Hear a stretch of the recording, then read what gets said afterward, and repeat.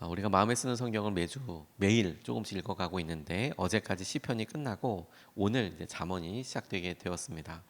이렇게 성경 통독을 하다 보면 느끼는 독특한 특징 같은 것들을 발견할 수 있는데 혹시 꼼꼼히 읽어보신 분들, 함께 따라 읽어보신 분들은 같이 공감하실 수 있으실 거라고 생각이 드는데 어떤 말씀을 읽을 때 호흡법이랄까요?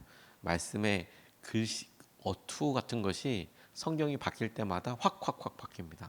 시편 같은 경우에 노래처럼 일종의 번역을 하신 분들도 이런 운을 잘 살려서 라임을 잘 살려서 노래처럼 이렇게 다가오는 부분이 있고 쓰여지는 말도 굉장히 마음에 이렇게 닿는 말, 공감되는 말, 그런 말들이 많이 쓰이는가 보면 또 이런 잠언서 같은 경우에는 일종의 잠언, 그야말로 우리에게 주는 격언 같은 것이어서 풀어서 교훈적이고 지시적인 내용 묘사들이 많이 나오기도 하고 지혜에 대해서 고백하는 내용들이 많이 나옵니다. 그래서 하루 사이인데도 성경 말씀을 읽다 보면 와, 이런 목소리, 성경 말씀의 목소리가 이렇게 확 바뀌는구나. 이것도 굉장히 흥미있고 은혜로운 그런 부분이라고 싶습니다. 잠언은 솔로몬이 지었다고들 이야기합니다. 실제로 거의 대부분은 솔로몬이 채웠고 그 이후에 다른 르무엘이나 몇몇 사람들이 붙여놓은 것들로 이루어진 것이 잠언인데 그가 평생에 주위에 있는 사람들, 특별히 자녀들이겠죠. 자녀들에게 말을 전하고 그 말을 갖다가 묶어놓은 모음집이라고 그렇게 사람들은 이야기합니다. 솔로몬은 지혜를 강조했습니다. 그가 왕이 될 때부터 하나님 앞에 기도한 내용을 보면 지혜를 구했죠.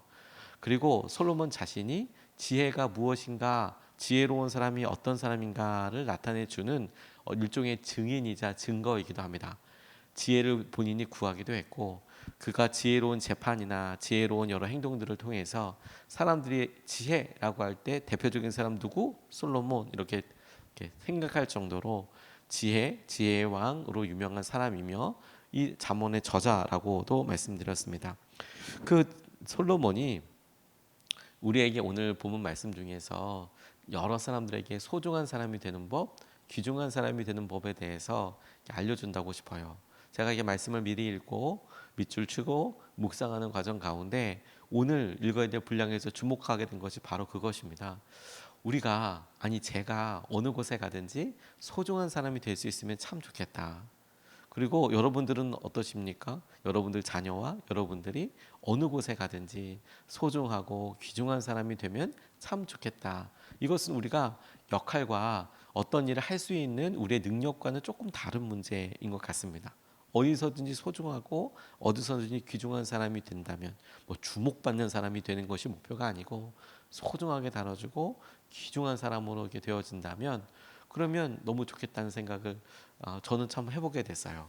왜냐하면 지나가는 이렇게 표현에도 조금만 더 나를 신경 써줬으면 섭섭한 것들이 이렇게 털컥털컥 걸리기도 하거든요. 어제 제가 연합 성에 가서 이렇게 예배를 참석하는데 미리 교회에서부터 저희 헌금 봉투에다가 이제 이름도 쓰고 이렇게 감사 제목, 기도 제목도 써서 이렇게 갔습니다. 나름은 좀 잘 써서 갔어요. 나름 이렇게 내는 거니까 헌금 봉투에다 이제 이름도 이렇게 쓰고 했는데 그런 그런 연합 집회 때는 가끔 가다가 누가 헌금했는지 읽기도 하시잖아요. 저는 나름 잘 쓴다고 썼는데 제 글씨를 못 알아보셨나 봐요. 이름도 조금 특이하기도 하지만 감사 제목도 이렇게 썼는데 강사 목사님이 못 알아보셨는지 계속 이렇게 보다가 자기 이름까지는 이해를 했어요. 웅자를 잘 못 읽으셨구나. 근데 이렇게 보시더니 어느 교회인지 못 찾으셨나 봐요. 저희 헌금 봉투에는 분명히 크게 빡 쓰여져 있는데 근데 하시는 말이 영어로 써서 못 알아봤다고 한 글자도 영어 튀는 방법도 여러 가지라고 이렇게 얘기하면서 어딨냐고 물어보더라고요. 너무 깜짝 놀랐어요. 근데 글씨를 잘 쓰는 건 아니지만 또 그렇게 또 영어라고 이야기하니까 마음이 너무 당황스럽기도 하더라고요. 어제 말씀 준비하고 갔는데 소중하고 귀중한 사람 어디서든지 어떤 일이든지 기회가 돼서 은혜가 돼서 좋은 부분 이런 부분들이 이렇게 어떤 재미의 대상이나 혹은 이렇게 다시 물어보는 사람이 아니라 그렇구나 그런 사람이구나 이렇게 여겨지는 거 이거 좀 재미있고 중요하겠다라는 생각을 하게 됐어요. 오늘 본문 말씀에서 솔로몬이 두 가지로 이야기하고 있어요. 어느 곳에 가든지 너희들이 귀중하게 소중하게 여김받을 수 있는 방법에 대해서 이야기하실 때 오늘 우리가 붙잡고 싶은 것이 첫 번째로 그가 인자함과 진리에 대해서 이렇게 이야기하고 있습니다. 은혜를 입은 소중한 사람이 되는 방법이 있는데 소중한 사람이 되는 것이 은혜 받은 거거든요. 은혜인 것이죠. 그 은혜에 누리게 될 때 주목하게 된 것이 뭐냐면 인자와 진리예요. 3절 그리고 4절 말씀을 보면 이렇게 이야기하고 있습니다. 인자와 진리를 저버리지 말고 그것을 목에 걸고 다니며 너의 마음속 깊이 새겨두어라. 그러면 하나님과 사람 앞에서 네가 은혜를 입고 귀중 여김을 받을 것이다. 제가 처음에 주목한 것은 네가 은혜를 입고 귀중 여김을 받을 것이다. 소중한 사람이 될 것이다. 아멘, 아멘. 주님, 제가 어디 가든지 내가 은혜를 입고 제가 그리고 귀중히 여김이 받았으면 좋겠습니다. 이게 마음처럼 이렇게 밑줄이 먼저 확 가더라고요. 아멘. 그래서 어떻게 그렇게 될까라고 3절 말씀을 다시 주목해 보니까 인자와 진리를 저버리지 말고 목에 걸고 다니라는 거니까 항상 기억하고 항상 사람들 앞에 보이게 하고 뭐 삶 자랑으로 여기고 뭐 이런 의미이겠죠. 그리고 우리 마음속에도 내가 인자하고 내가 진리를 지켜 가운데 있어야 된다는 것을 마음속에 꼭 새기고 있어라라고 그러면 우리가 하나님과 사람 앞에서 은혜를 입을 뿐만 아니라 귀중한 사람이 될 것이다. 이렇게 이야기하고 있는 겁니다. 누군가에게 소중한 사람이 되는 건 참 기쁜 일이지만 우리가 느끼지 못했지만 우리가 태어날 때 우리 부모님으로부터 우리가 참 귀중하고 소중한 사람이었지 않습니까? 그런 사랑도 받았지요. 우리를 소중하고 귀중하게 여겨주는 것은 참 기쁜 일이고 은혜예요, 은혜. 그런데 여러분 우리가 거꾸로 우리 아이들을 보면 이런 생각도 들어요.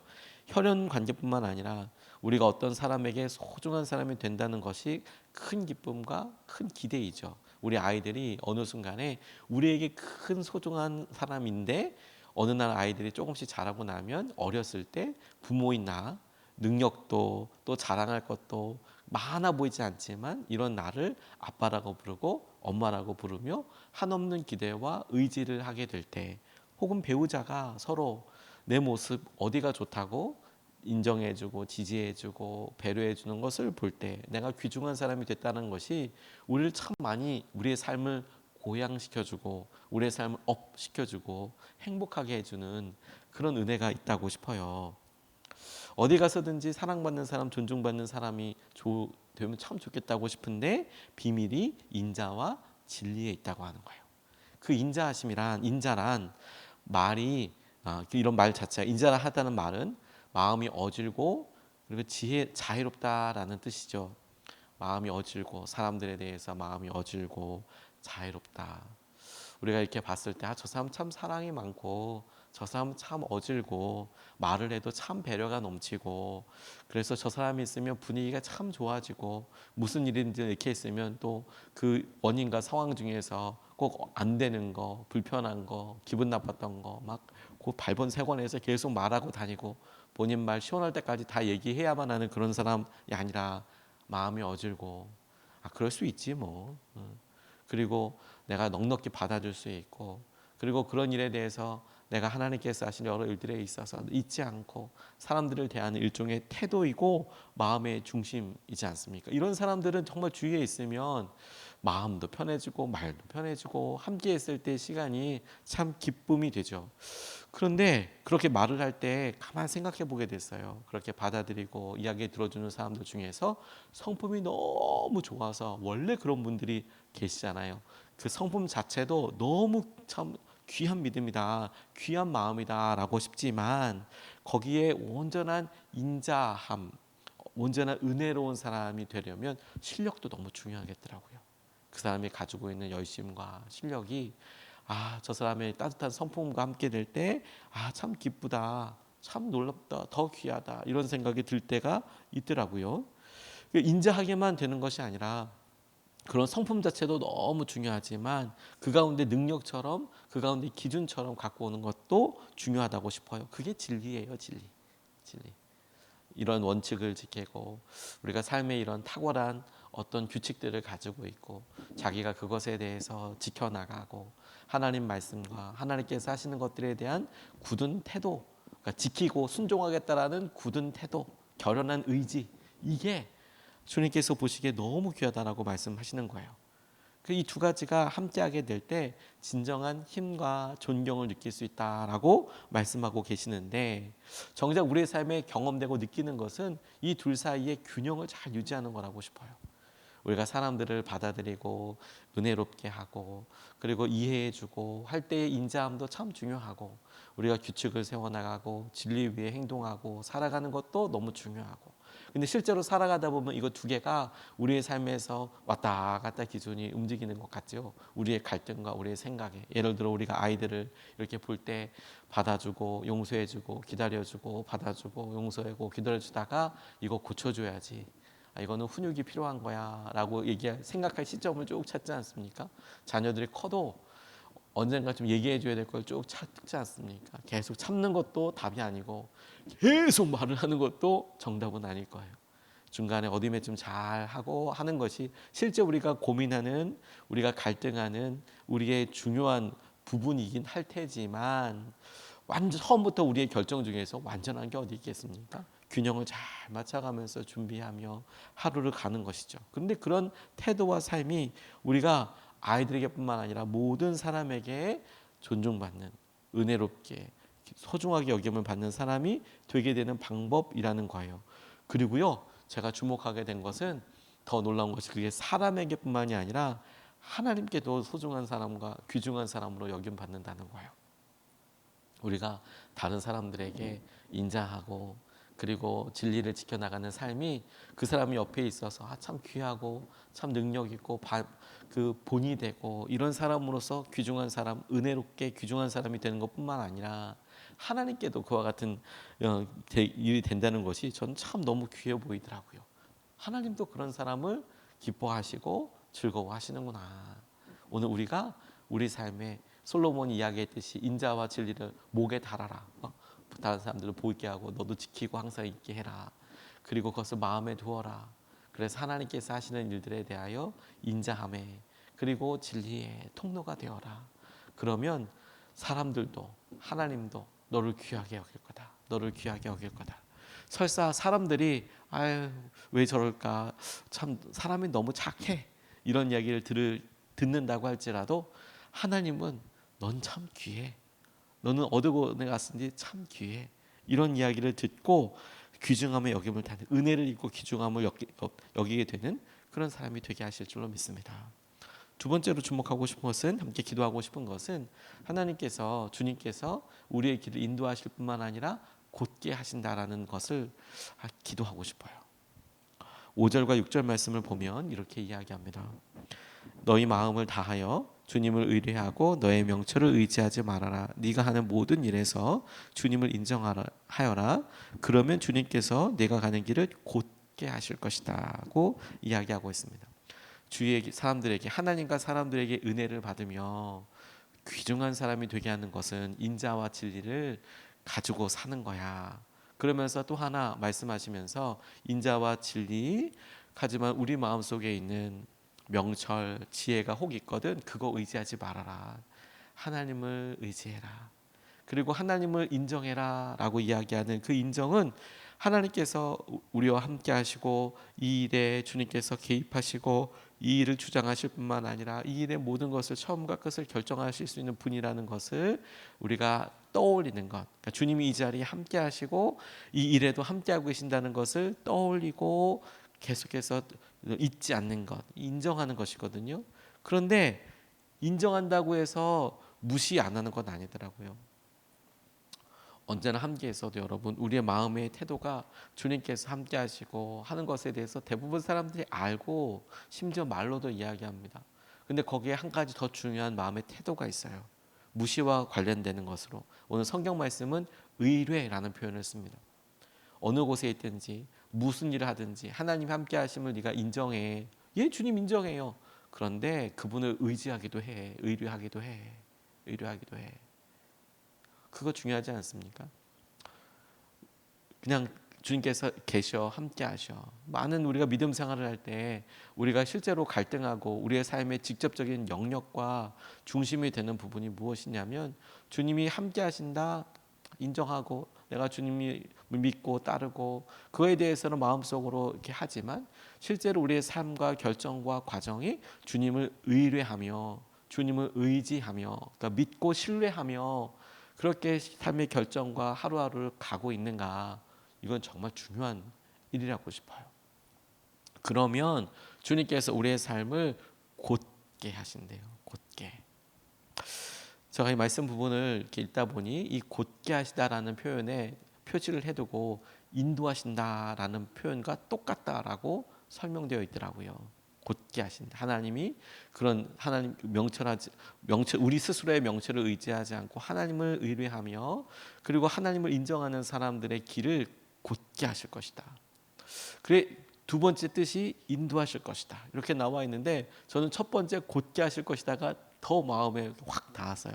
직역한 것이기도 하지만 보다 더 성경 말씀이 곧게 하신다라는 표현과 인도하신다라는 표현이 제게는 폭이나 크게 차이가 느껴지더라고요.